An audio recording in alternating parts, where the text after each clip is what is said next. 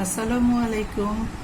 এসো সহজে রান্না শিখির পক্ষ থেকে আমি রেজিনা আহমেদ সকলকে শুভেচ্ছা জানিয়ে শুরু করছি আজকের মিষ্টি কুমড়ো রান্নার রেসিপি।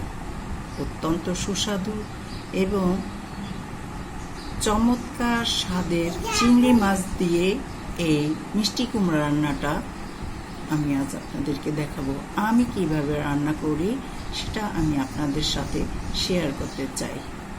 তো চলুন দেরি না করে আমরা এই মিষ্টি কুমড়াটা রান্না করি, যাতে সবাই পছন্দ করে।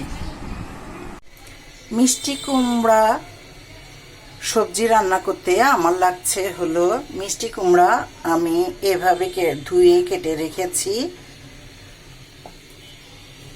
অবশ্য সবজি সবাই কাটতে জানে, এই জন্য আমি কাটাটা দেখাইলাম না। আমি কাটা তরকারি আপনাদের মাঝে আমি দেখাই। কিছু মশলা লাগছে, 2 টেবিল চামচ পেঁয়াজ কুচি,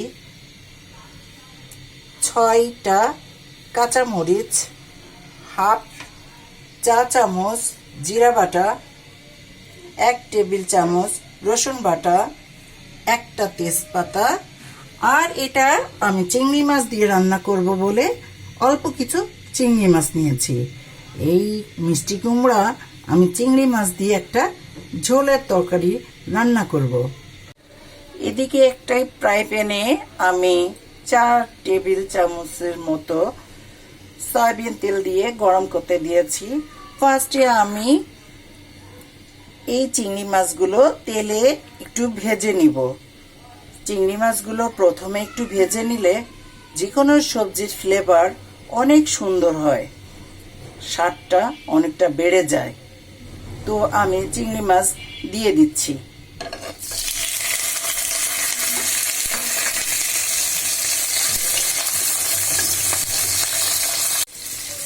এক চা চামচ হলুদ গুঁড়ি দিলাম, 1.5 চা চামচের মতো লবণ দিয়ে দিলাম। এবার কিছুক্ষণ আমি চিংড়ি মাছকে একটু ভাজি করে নিব।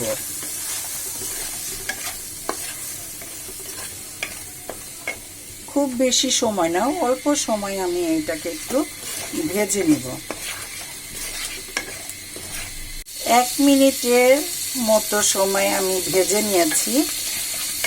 এবার আমি যে মশলাগুলো রেখেছিলাম এগুলো দিয়ে দিব।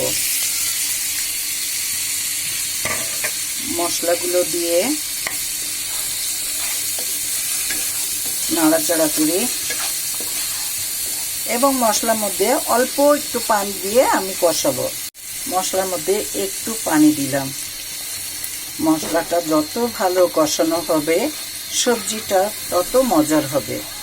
তো আমি এটা কষাচ্ছি। চিংড়ি মাছ কষানো হয়ে গেল, তেল উঠে গেছে। এবার আমি মিষ্টি কুমড়াগুলো দিয়ে দিব। মিষ্টি কুমড়াগুলো কিছুক্ষণ আনুমানিক 2 মিনিটের মতো নাড়াবো। আমার 2 মিনিট ধরে মিষ্টি কুমড়া কষানো হলো। এবার আমি ঝোলের পানি দিয়ে দিব। আমি এখন ঝোলের পানি দিয়ে দিচ্ছি। ঝোলের পানি মেজারমেন্ট কাপের 3 কাপ পানি লাগলো। তো আমার এই মিষ্টি কুমড়ো ঝোলের পানি দেওয়ার পর আমি এটাকে ঢেকে দিব এবং এটা আস্তে আস্তে রান্না হতে থাকে। ঢেকে দিলাম। এবার কিছুক্ষণ রান্না হওয়ার পর আমি দেখব কি অবস্থা। এখন আমি ঢাকনা উঁচু করে দেখব যে তরকারি কি এই অবস্থা। আমার 20 মিনিট টাইমের মতো সময় লাগছে। এখন আমি তরকারিটা উঠিয়ে দেখি, হয়ে গেছে আমার মিষ্টি কুমড়ার চিংড়ি মাছের ঝোলের তরকারি। দেখি মিষ্টি কুমড়া সিদ্ধ হয়ে গেছে কিনা। এই দেখেন মিষ্টি কুমড়া সিদ্ধ হয়ে গেছে। তো এখন আমি তেজপাতা ফেলে দিব। আর জালটা বন্ধ করে দিব। তবে হ্যাঁ, আমি লবণ ছেঁকে দেখেছি, আমার লবণের স্বাদ ঠিক আছে। তো এটা স্বাদ আরো বাড়ানোর জন্য আমি এটার উপরে একটু জিরার গুঁড়া ছিটিয়ে দিব। তেলে রাখা জিরা গুঁড়া আমি ছিটিয়ে দিচ্ছি।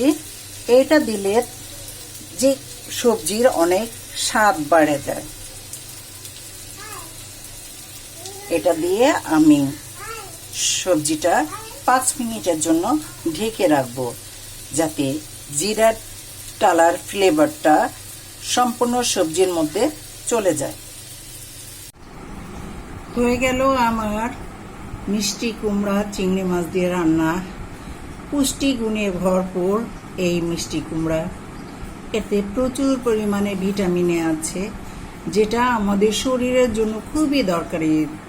রাতকানা রোগের হাত থেকে রক্ষা করে এবং বিভিন্ন রোগের হাত থেকে আমাদের রক্ষা করে। এই পুষ্টিকর খাবারটা আমরা কতটা সুস্বাদু করে রান্না করেছি তা আপনারা দেখেছেন।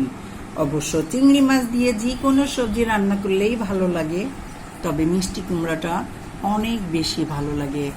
অনেক চমৎকার স্বাদের হয়ে থাকে মিষ্টি কুমড়ার এই চিংড়ি মাছ দিয়ে রান্নাটা।